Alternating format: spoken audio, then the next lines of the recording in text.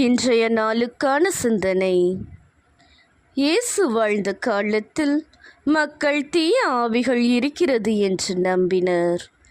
தீய ஆவிகளை ஓட்டுவதற்கு ஏராளமான மந்திரவாதிகளும் இருந்தனர். அவர்களின் நம்பிக்கைப்படி ஒருவனிடம் தீய ஆவி இருந்து அந்த தீய ஆவியை ஓட்ட அந்த தீய ஆவியை விட வலிமையான ஆவியின் பெயரால் கட்டளையிட்டால் அந்த தீய ஆவி பணிந்து ஓடிவிடும்.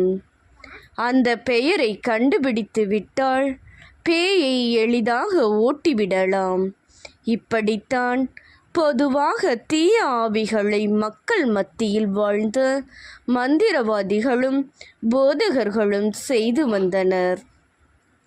இங்கே நற்செய்தியில் காணப்படுவதும் இது போன்ற ஒரு நிகழ்ச்சிதான். யோவான் இயேசுவிடம் தங்களை சாராத ஒருவர் இயேசுவின் பெயரை பயன்படுத்தி தீய ஆவிகளை ஓட்டுவதாக குற்றம் சாட்டுகிறார்.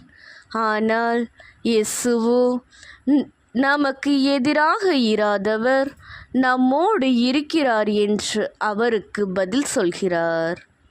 அதாவது நல்லது செய்ய வேண்டும் என்ற எண்ணத்தோடு தங்களின் செயல்பாடுகளை அமைத்து கொள்கிறவர்களுக்கு கடவுள் நிச்சயம் உதவுவார் என்பதுதான் இயேசு இங்கே கற்றுத்தருகிற பாடம்.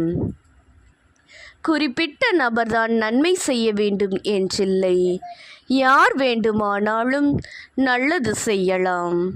அவர்களை பாராட்டி ஊக்கப்படுத்துவது அனைவரும் செய்ய வேண்டியது என்கிற செய்தியும் இங்கே தரப்படுகிறது.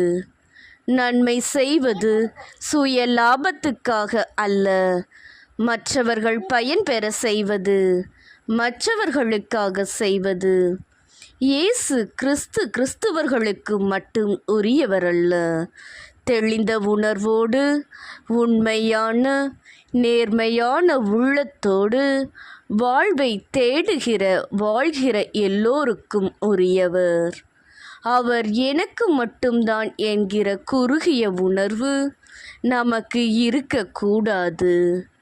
இயேசுவின் அன்பை இந்த உலகில் உள்ள அனைவரும் உணர நம்மால் இயன்றதை செய்வோம்.